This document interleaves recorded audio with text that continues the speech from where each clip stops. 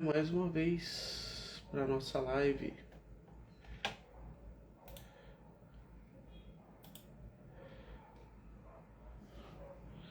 Pronto, agora estamos ao vivo. Bom dia, pessoal do Instagram, bom dia, pessoal do YouTube. Sejam muito bem-vindos à nossa live. E vamos lá, né? Mais um dia. Estamos aqui de volta. Como eu estava explicando, o pessoal do YouTube estava afastado por conta de uma gastroenterite e uma conjuntivite que eu tive, mas estamos aí de volta. Espero que a gente possa compartilhar aí um pouco do conhecimento com vocês. Vamos falar sobre algum tema que seja interessante. Dona Dionice, bom dia. E vamos lá, né? Mais um dia aí pra gente poder interagir, mais um dia pra gente poder falar aí sobre temas relacionados à saúde, que sejam do interesse de vocês, certo? Deixa eu ir arrumando aqui no YouTube também a tela.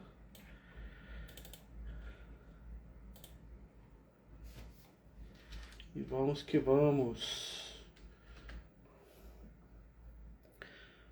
Bom dia, dona Andreia. Como é que a senhora tá? Firme e forte? Vamos lá. No YouTube não tem nenhuma questão, nenhuma pergunta por enquanto. Aqui no Instagram também não. E aí, pessoal, sobre o que falaremos hoje? Clá Hipólito, bom dia. Tô sentindo falta da caminhada do gordinho, me inspirava. Então, mulher, vamos voltar com essa caminhada aí. Agora eu tô fazendo atividade física. Tô começando um trabalho, tem um mês que eu comecei a fazer musculação com o personal. Ele tem me dado aí um apoio grande, Luiz. E eu tô retomando também as caminhadas. Eu tava meio devagar aí nesse último mês. Mas durante o ano todo eu mantive aí as caminhadas, mantendo uma média de mais ou menos 5 quilômetros por dia.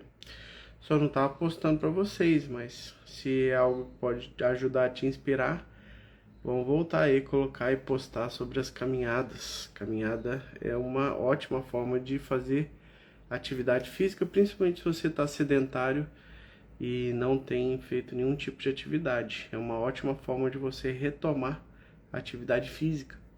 A caminhada me ajudou bastante aí no processo de emagrecimento e acredito que vai me ajudar bastante de novo.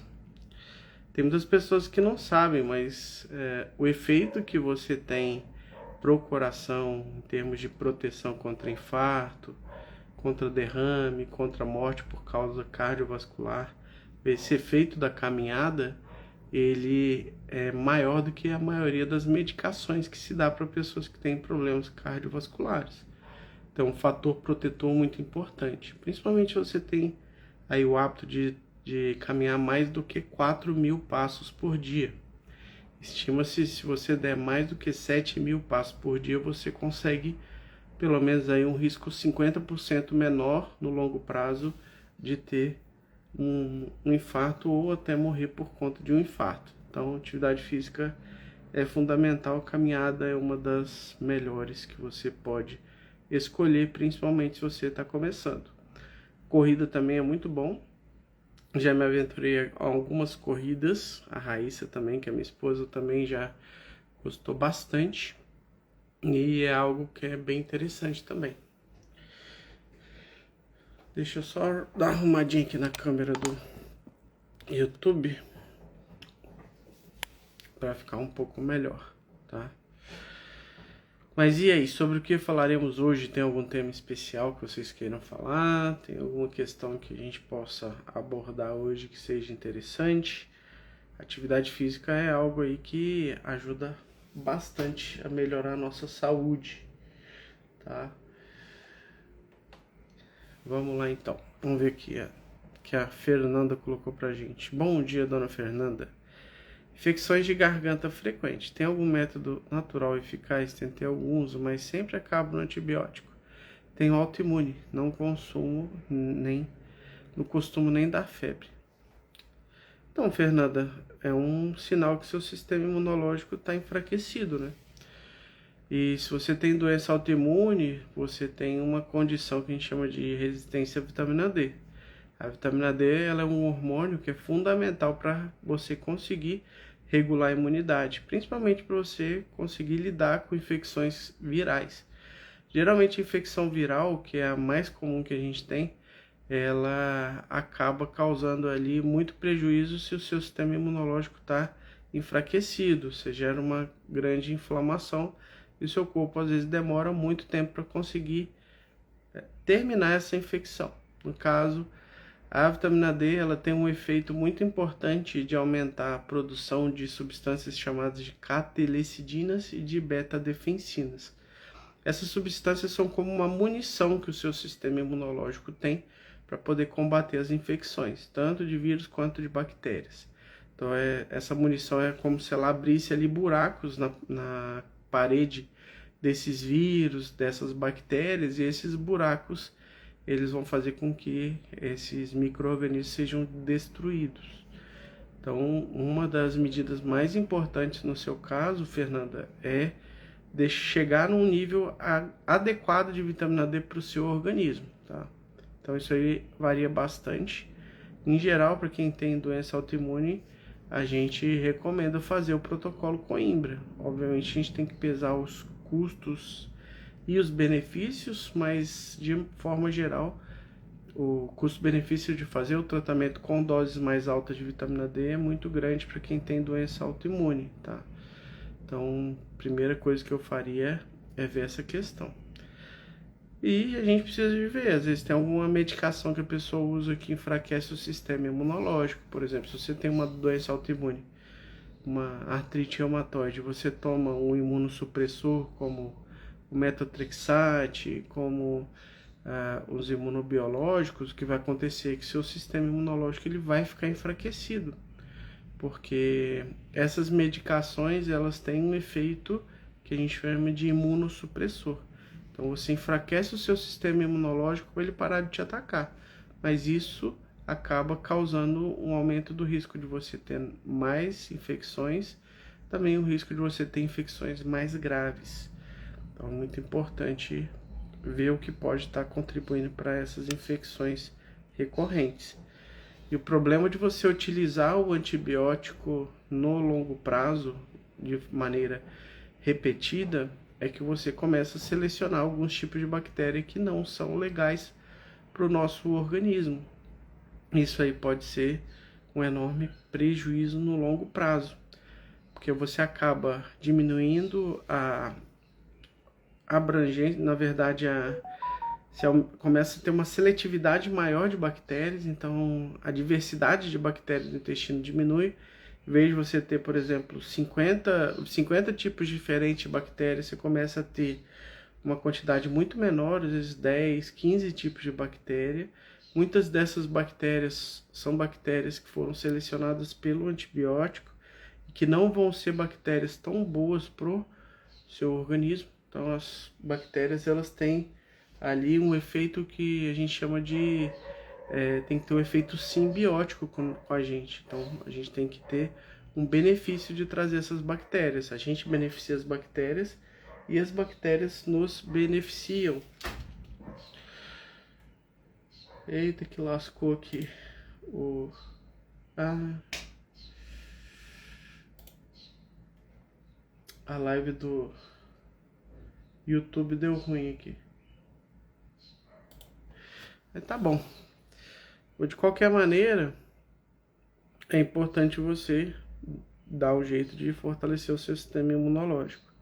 Isso também inclui reduzir o estresse, isso inclui dormir bem, se alimentar bem. Tudo isso vai contribuir para o funcionamento do sistema imunológico. Mas sempre que a gente pensa em sistema imunológico, a gente tem que pensar em vitamina D, tá? Narda Carvalho. Bom dia, Dr. Cláudio. Minha filha descobriu que não tem o lado direito da tireoide. Quais os suplementos que ela pode tomar para otimizar o funcionamento da parte da tireoide que possui? A verdade, a tireoide ela precisa de vários elementos para produzir os hormônios da tireoide, tá? Então, Muitas pessoas acham que é só iodo que a tireoide precisa para produzir os seus hormônios, mas a quantidade de substâncias é grande. Uma das principais substâncias que é utilizada ali pela tireoide é o selênio, para você conseguir produzir essa quantidade adequada de hormônio da tireoide. Só tô tentando aqui arrumar o vídeo do YouTube, mas a tireoide ela precisa muito de conseguir alguns nutrientes para produzir esses hormônios, tá? Então precisa de zinco, de selênio, de vitamina C e de outras substâncias para poder funcionar bem. A tireoide também ela precisa de que o seu organismo esteja em equilíbrio com o consumo de carboidrato, de proteína, porque o hormônio da tireoide, por exemplo, ele é um hormônio que precisa de proteína também para ser produzido. Se você tem uma ingesta proteica inadequada, se você tem um consumo inadequado de carboidratos, você vai acabar impactando também na função da tireoide.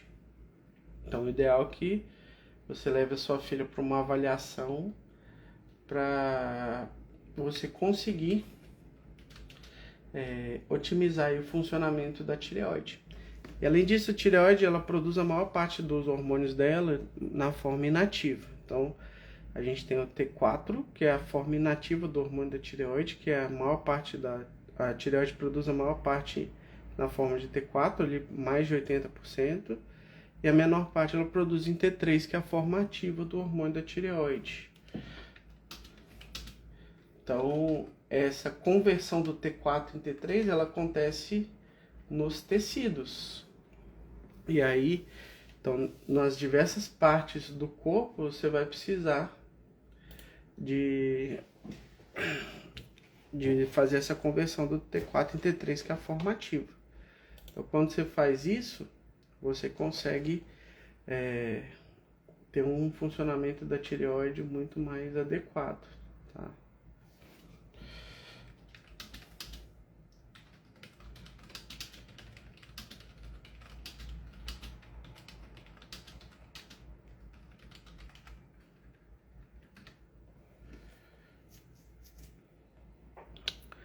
Deu ruim aqui a parte do YouTube aqui que a gente tava usando para poder fazer a nossa live. Amanhã a gente tenta de novo. Bom dia, dona Narda. Tem 24 anos, 27 anos, sua filha. Tem que fazer uma avaliação aí. Yasmin Carvalho, bom dia. Cíntia, doutor, homem que toma esses imunossupressores para artrite pode ter filhos? Corre algum risco para o bebê? Então, Cíntia, no caso da mulher, esse efeito aí é mais importante, mas no caso do homem também, porque existe um tipo de efeito que uma medicação pode ter, que é um efeito que a gente chama de epigenético. O que é isso? Então, a gente traz dos nossos pais o nosso DNA. Então, nosso DNA, que é o nosso material genético, o fato da gente ter um DNA dos nossos pais, não quer dizer que esse DNA que a gente recebe é perfeito. A gente recebe lá vários genes com defeito, tanto da nossa mãe quanto do nosso pai. Mas existem mecanismos de controle dessa genética imperfeita. Tanto é que a maioria das pessoas, elas não nascem cheias de doenças, apesar de ter ali vários defeitos genéticos no material que ela recebe de herança dos pais. Qual que é a grande questão? Quando a gente está exposto a algumas substâncias, e essas substâncias elas podem interferir no funcionamento de determinados genes, isso vai fazer com que exista uma alteração que é epigenética. Não existe uma mutação nos genes que você recebeu dos seus pais por conta da medicação, mas a medicação ela pode influenciar de forma epigenética no fato de um gene estar ligado ou desligado. O exemplo disso, por exemplo, é a vitamina B9. Então, se sabe já há muito tempo que a falta da vitamina B9, que é o folato, ela vai influenciar diretamente na modulação epigenética. Então vai ter um processo ali processo de metilação, que ele influencia no funcionamento dos nossos genes. E se o gene ele está desmetilado, um gene com defeito desmetilado vai fazer com que esse gene fique ligado. E aí você começa a ter uma série de problemas. E as medicações elas podem interferir dessa forma também. Não só podem interferir na questão da fertilidade, que é algo que também pode acontecer, mas a medicação ela também pode interferir no fato desse gene estar com defeito estarem ligados ou desligados, tá? Então existe sim risco para o bebê de você ter ali o pai ou a mãe que usa alguma medicação. E não só para o seu filho, mas para o seu neto, para o seu bisneto, porque essa modulação epigenética aí, ela acaba passando aí para gerações posteriores. E a gente já sabe disso já há algum tempo, pelo menos desde o final aí da Segunda Guerra Mundial, quando começaram a estudar ali os efeitos da pobreza, da falta de alimentação nas gestantes que passaram fome durante a Segunda Guerra. Então, é uma questão importante aí. O ideal é que não esteja tomando medicação. Dona Fernanda, obrigado. Dona Fátima, bom dia. Bom dia, Dona Fátima. Odete, bom dia. Qual a dosagem de vitamina D para criança de 2, 3 anos? Meus sobrinhos vivem resfriados, quase sempre tomando antibióticos para pneumonia. Os médicos nunca falam de vitamina D. É em gotas? Para criança você pode dar vitamina D em gotas. Na verdade, a dose que a gente dá é uma dose por quilo de peso. Então, geralmente eu prescrevo uma dose de 200 unidades de vitamina D por quilo de peso. Então, a criança com 10 quilos aí vai tomar mais ou menos 2.000 unidades de vitamina D. E eu gosto, depois de alguns meses, fazer o exame de vitamina D para avaliar se essa vitamina D ela está ou não no nível adequado. Pelo menos ali 40 nanogramas por ml é o mínimo que se espera para poder reduzir o risco de você ter infecções. Esse efeito da vitamina D de reduzir o risco de infecções, ele é um efeito que já se sabe já pelo menos desde 2017 e tem um alto nível de evidência essa constatação, ou seja, foram feitos vários estudos onde se deram ou vitamina D ou placebo para crianças ou para adultos, e nesses estudos mostrou que a suplementação de vitamina D reduzia o risco dessas pessoas terem infecções gripais, de terem ali resfriados. Então, a vitamina D ela é fundamental para você conseguir combater de forma eficaz essas infecções, tá bom? Bom dia, Dona Adriana. Neucilene, perdi um pouco de peso, mas estou com muita queda de cabelo, nunca caiu tanto. Então, Dona Neucilene, é muito comum a perda de peso estar associada à queda de cabelo. Como eu disse anteriormente sobre a questão da tireoide, a falta de alguns nutrientes ou a escassez de alguns nutrientes pode interferir na função da tireoide. Além disso, a falta de ferro e a falta de zinco estão muito associadas à queda de cabelo. Também é algo muito comum de você ter, principalmente a pessoa que passou ali por um período de emagrecimento. Muitas vezes esse emagrecimento não teve um equilíbrio em relação à alimentação. Foi só uma privação de calorias. E aí a gente sabe que isso aí pode ter um impacto. Então o ideal é que você passe por uma avaliação. Veja como é que está a parte hormonal, a parte da tireoide, ver como que está o nível de ferro, de zinco, ver como é que está a ingesta de proteína. Falta de proteína também vai impactar na produção do cabelo. Tem que avaliar se essa queda de cabelo é por falta de nutriente ou se tem algum tipo de doença autoimune acontecendo. Tem um tipo de alopécia, que é essa queda de cabelo, que está associada à doença autoimune, que é a alopécia areata. Então aparecem umas áreas em que não cresce cabelo. Geralmente é umas áreas arredondadas assim, que você fica com vários buracos. no seu couro cabeludo, que é associado à autoimunidade. Então, o ideal é você passar uma avaliação para identificar o que está faltando para você suplementar e retomar aí o crescimento normal do cabelo. Vitamina D também ela vai influenciar no cabelo. A falta de vitamina D é um dos fatores que influencia, que aumenta a queda de cabelo. E é muito comum a gente começar a suplementar os pacientes, mesmo com doses normais de vitamina D, e esses pacientes terem uma melhora absurda da queda de cabelo, tá bom? Pessoal, já tá acabando aqui nosso tempo. Vou ver se eu tenho mais uns minutinhos aqui. Adriana, tenho 50 anos, desenvolvi uma artrite reumatoide faz quase 1 ano e meio. Pai falava que a família dele, muitos tinham problemas de reumatismo. Posso ter, por isso, minha autoimune? Com certeza, Adriana. Quem tem doença autoimune na família tem um risco aumentado de ter doença autoimune. Então, essa questão genética é muito importante. E é muito comum acontecerem alterações genéticas relacionadas ao metabolismo da vitamina D nas pessoas com doença autoimune. Por isso que a gente utiliza doses mais altas de vitamina D para tratar a doença autoimune. É muito comum, por exemplo, o polimorfismo do receptor de vitamina D. Receptor de vitamina D é como se fosse uma fechadura que a vitamina D precisa de se ligar no núcleo da célula para que ela consiga ter o efeito dela de regular a imunidade.